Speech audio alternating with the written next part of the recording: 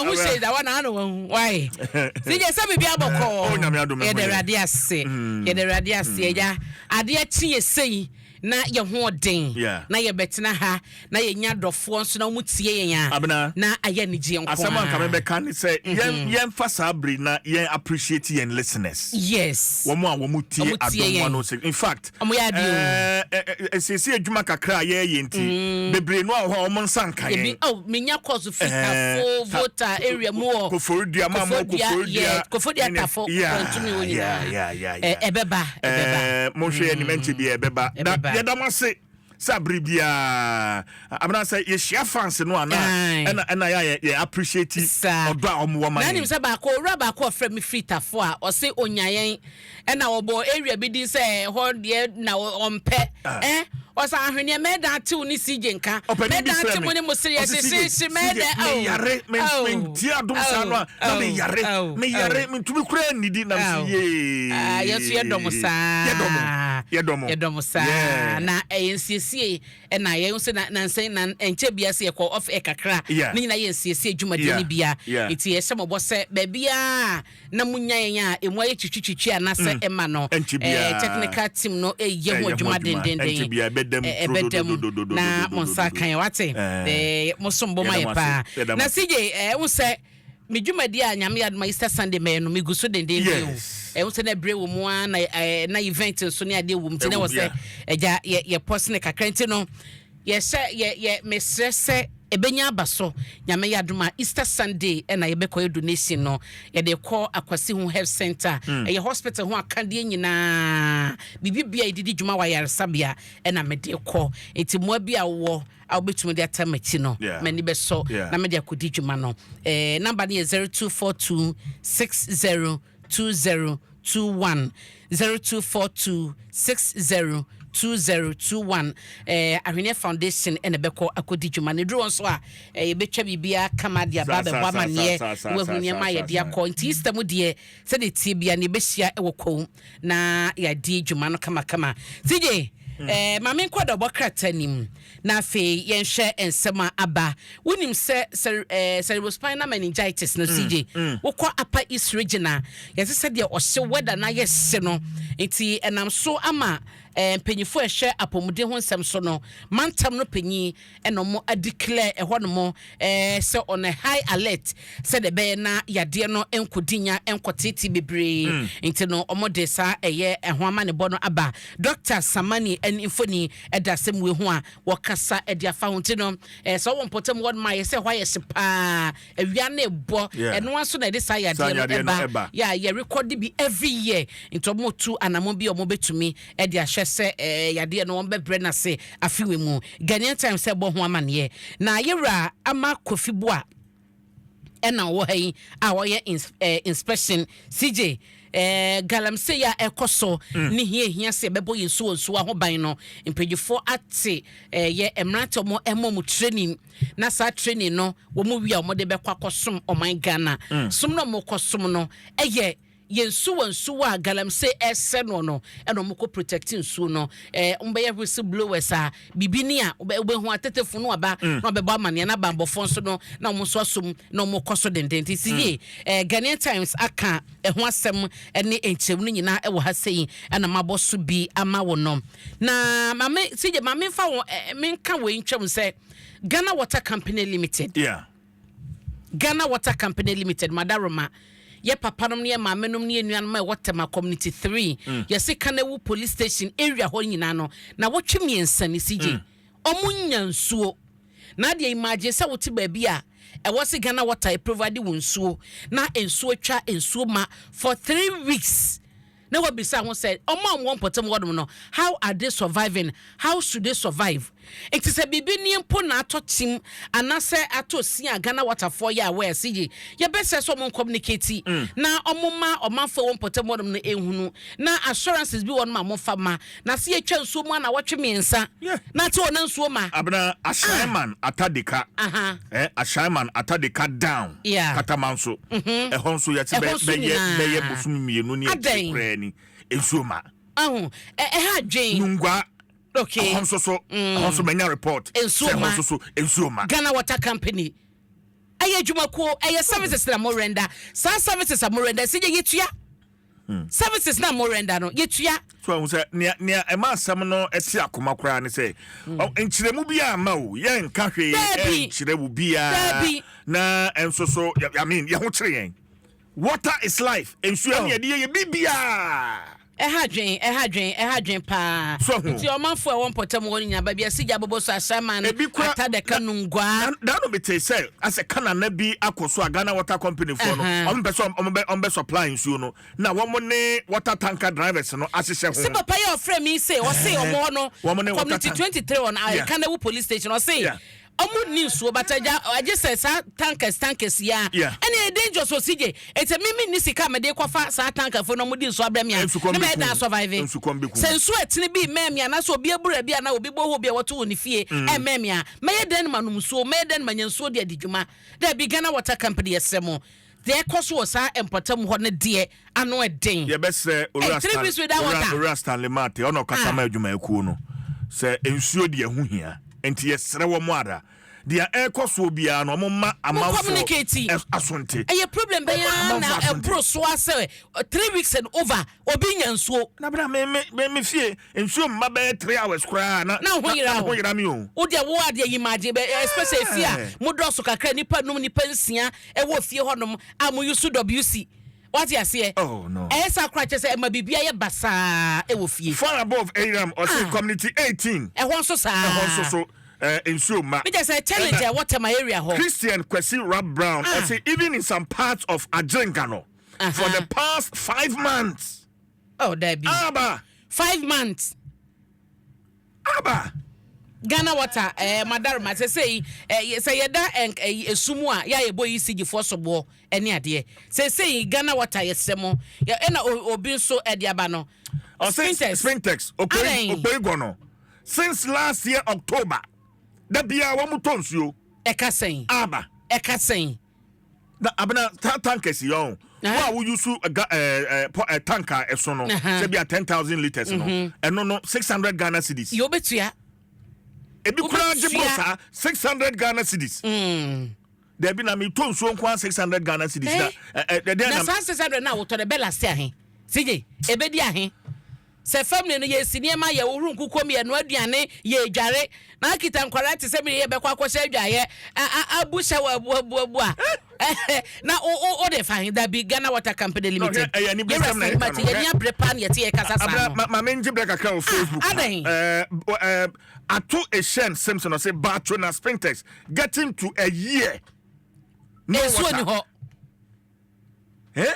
Labadi Ibrahim Akpose Labadi Susa in Suma Obi said Tema Community 25 we don't have water but we pay bills almost 2 years now. Almost 2 years womunyansu. In Suni Mau. Ghana Water Debi.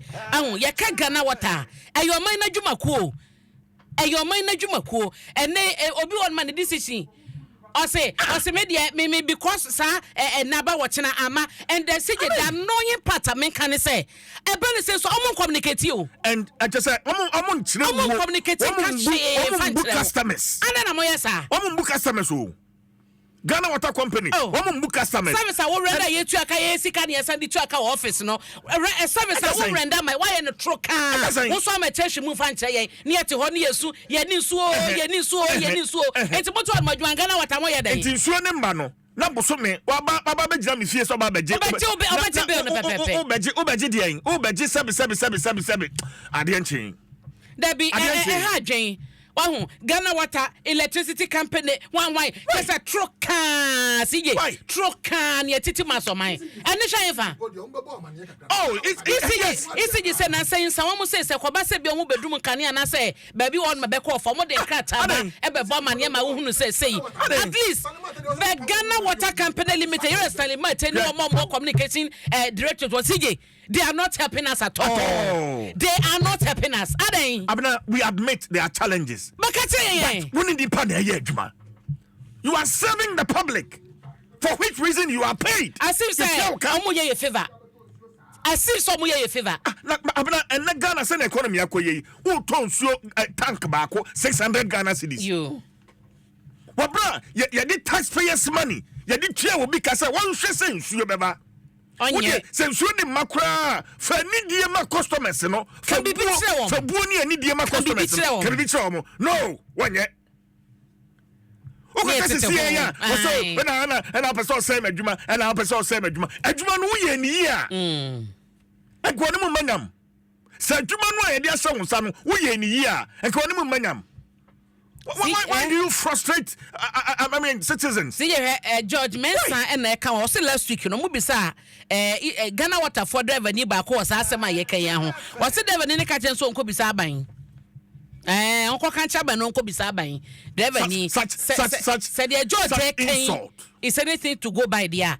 See there be Ghana Water Company mo a responsibility. No. Majuma ni sa mo ma yensuo. Mama yenso man de na ya meka se Ghana Water Company krompo no yem privatize it. I'm sorry. I can see privatize Ghana Water Company because adwuma na omo ye ne hu so. Meanwhile, de besi wo kro we. Meanwhile, adwuma ba na mo ye. So clearly, adwuma no mu so. Nigga Satema area ho nyina asama ntama community si dodo no a omu ni nsuo enye honko a wodi twemu ko sprinters ba sprinters ne ade nyina ho so nyina troka ho ajenga no ba bi wo krompa nsuo ma na krofo de report e ba yi adagini bebi ba eda Ghana fo so yi anapai obi dagini ne ba bi a okonya nsuo di adware o after ne dagini bebre sika eni omanfo kotokuom ene kwam a eku omanfo nyina no obi gine kwanya obenya nsuo bucket half no odi ahohoro nanka we kra ya de esi je wo se eye yetipaye ensuo ayo bia so dia wodi nso de brem ya mitua bell ma ho mitua bell no e wo se sanso ye ma dwendwe ne medagye e wo nsuo ho se ya ma obi adwuma abanya set Ghana Water Company se bibi nso ne hiam na aban fa ma ya mo meka nche na ye hunu se mo hia ne ma ba ko mienu aban provide ma munti no e na ma mo services aye basa na mo nka hwenkyere yen problem na ye face no e yaw na ye fam no mo meka hwenkyere yen mo nkyere mu nkyere yen ne yeto ne ye bresa adan obi so aye na dwen se o chi nsɛmfu nti sika odi betua water bill de pa de odi betu bo ho ana so so ne odi beto tank no na onim se tank ne de ne ofafo no ofra enyiammo ye de beba sese ya private companies no wo chi nsɛmhu no me so friend no ana odi so de gira waboboa no obehia ma ho wo friend na odi so na ba ono na mini business CJ ono na mini business enti we de ye kan kosia ne se ye say Stanley Mate Ghana Water Company Limited empanyifo mo ho no mo provide nsuo ne ma ye eyemadwuma mo ma ye nsuo no and I tell us something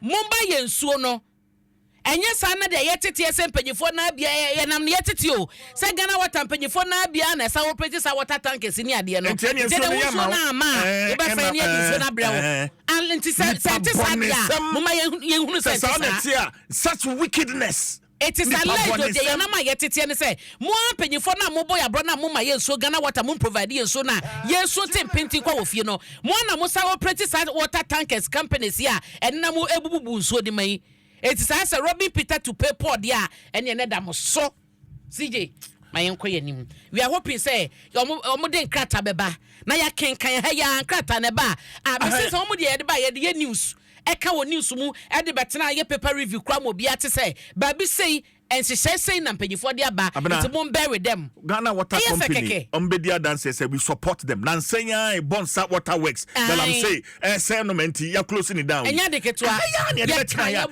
ye suma Ghana Water Company we know you have challenges but at least show your customers some respect. Yes, show us respect ehia pa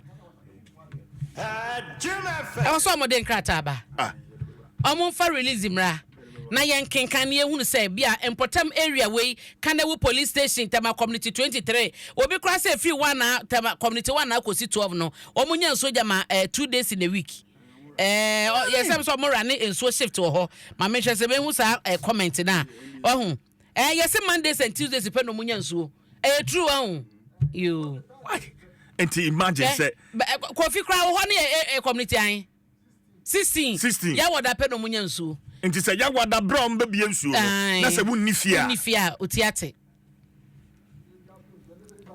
na de ba kokora se ba mfo say mia no mbia nsuo no ahamache o ahamache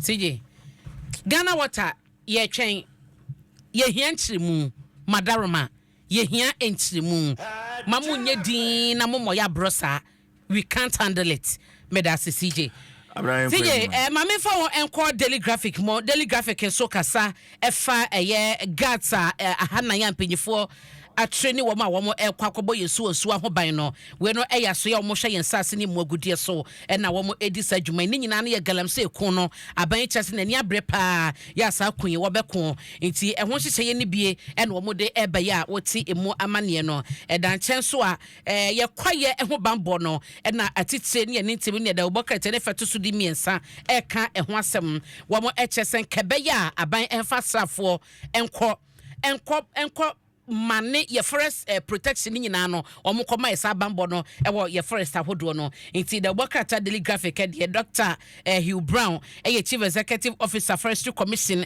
eno no so nimfoni eda haya ono so this had the sen atumu no senkebe ya special unit wo mo Ghana Armed Forces no ye ma wo satumi no na wotumi emokwaye no ho bansi abena ensem ukoso wo dwaso ni ayaboso anapeye ye ma Ghana for kwan na wabon kabi ensuo sem no ayo ye ma Ghana for kwan se nyame nhyirawo no kese mame ma Ghana for kwan no mo nyame nhyirawo mame ma Ghana for kwan no mo kabi CJ na asamo no anopai de mo ye ne nye ho 0302 216 561 0302 216 562 0302 216 561 0302 216 562.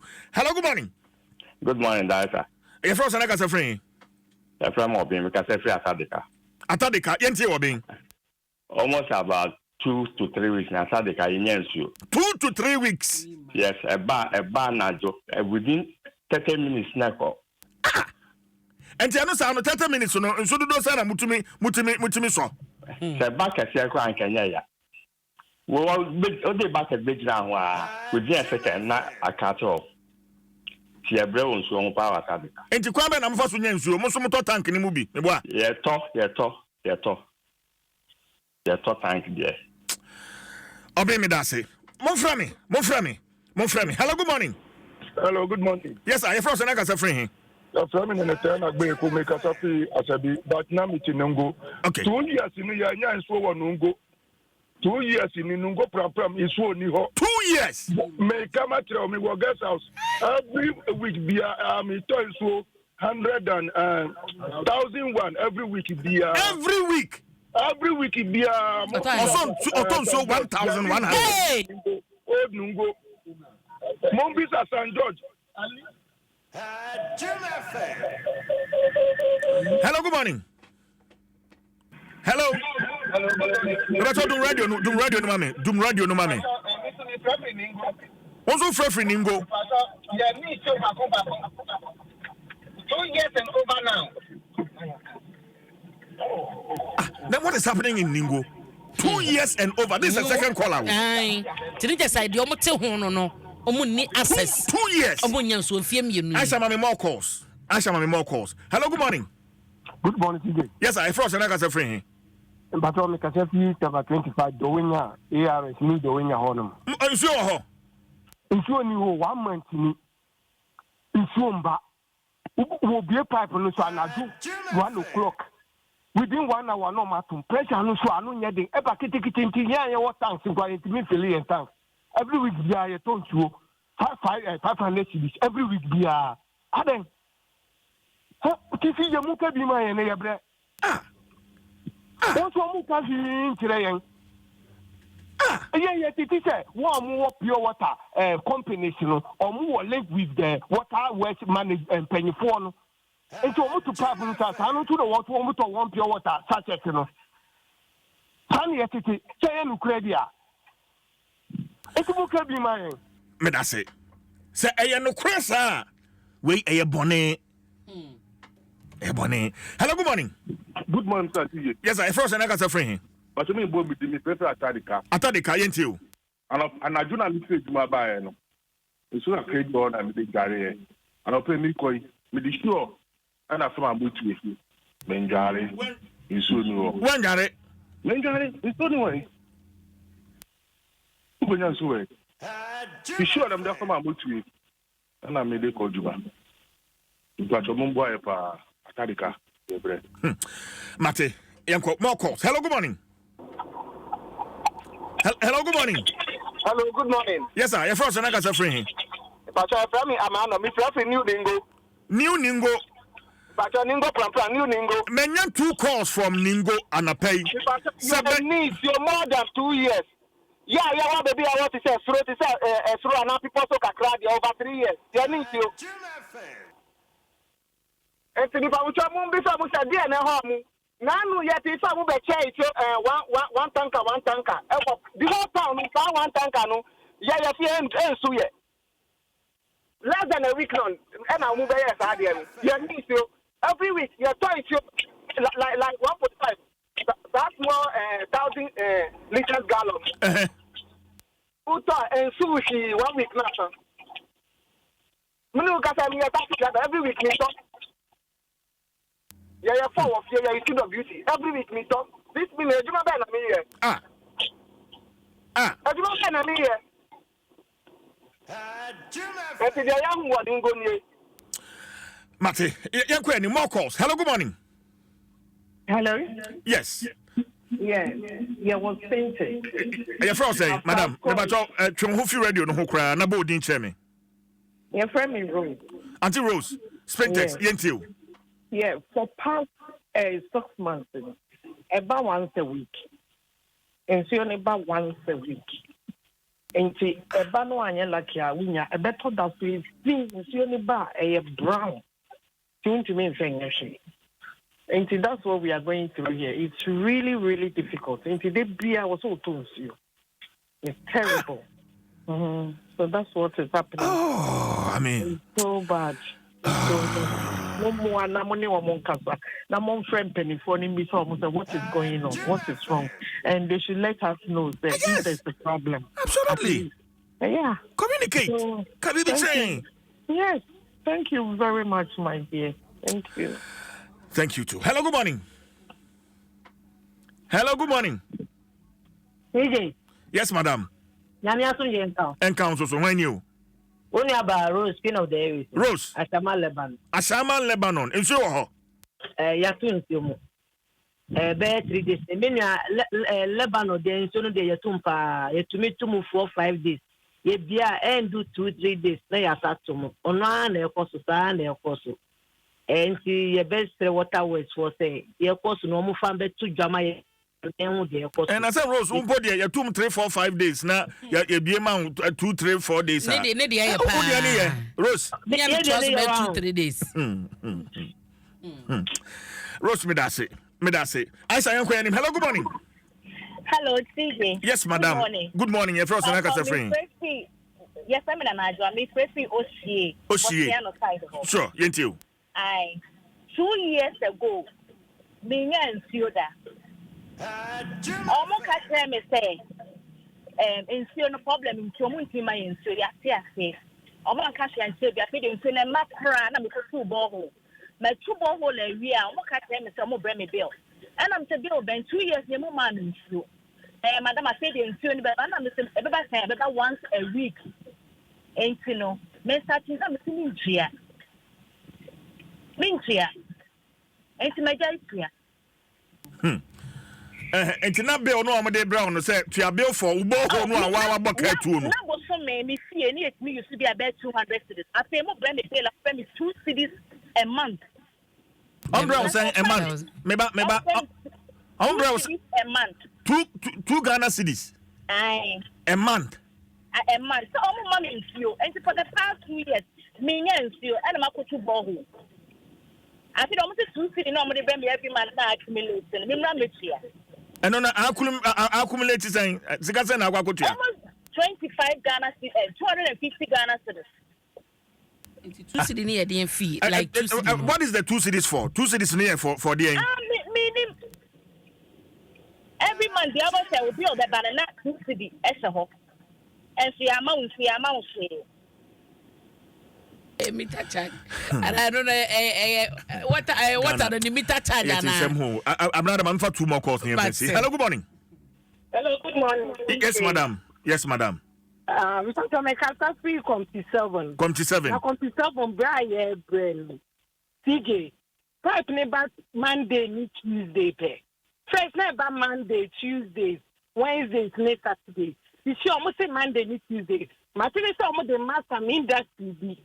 So I'm a matepa. I say about try. There be a cry. Monday ni pen but not Tuesday cry. Not bill lebe but 250, 300 cedis for once a day, once a week. See, can you compy 1 to compy 12? It's terrible. Compy 1 to 12. Tema. Right, not a man sister, but Bill, me name them simple.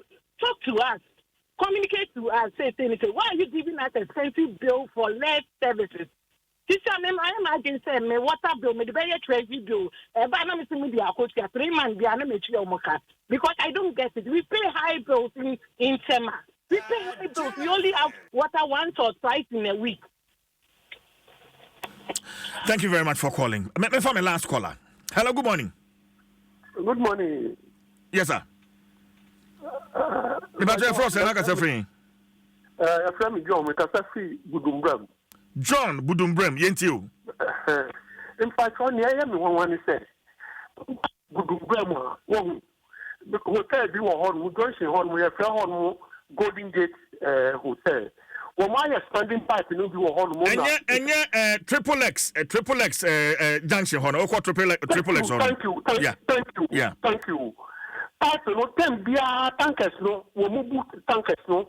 Now we move from so. But yeah, SOPs you know there. Some time ago, when we chemical no the tomato so no ba. And I say, what is going on? Because standing pipe you know. We are mutual. Tambia bana ya supply of any money there. And but what is going? Oh, your man be 25 years old boy. What do make kafa? Me ba Facebook question pay. What do make kafa rough? Oh. It's done no because I'm a call report to our office, but we saw here. Listen. I don't know what is going on. Bani me dase. Ma yamma Ghana waterfall NTS say. Say one man for yen ni hɔ a ɔmo ni hɔ wɔn nso ni hɔ sɛ yen ni hɔ a wɔn nso ni hɔ yɛn kan wɔbɛkɔ PURC na wɔn pere ntumu wɔbɛkɔ PURC sɛ yɛn sam ɛma increment yɛ ma wɔn increment na bɛn na yɛ tua ne nkɔ soro adwuma bɛn na yɛ ma yɛ wɔn pere ntumu ebufu sɛm amina twa birthday ni gum na me ko pensu bi kura no ye bre aso na so still say ye hwe nim say Stanley Mate no kra ni ye Ramate kwan a wo fa so a woni edin kita ho wo Ghana Water Company no ye ka se ni so pa na ye boa menyi ni so bekọ omo ye sa communication directorate we na ye Ramate nko na wo honom enti the team e wo Ghana Water Company wo sa mo ne ye communicate no mo ye edi service madaroma she etisa cross o say you read messages aheba ko for duamo ni ade nyina the messages we are even having on our phone yeah me messages text message ni ade nyina no enye je say temane akra nko a won enye fe mon communicate communication onyansana no em say ewo kaswa obo mu ofi kaswa ho na ewo obi say 6 years ni ensia 6 years Why do you punish your own customers like that? Why? Yen share bia e beti o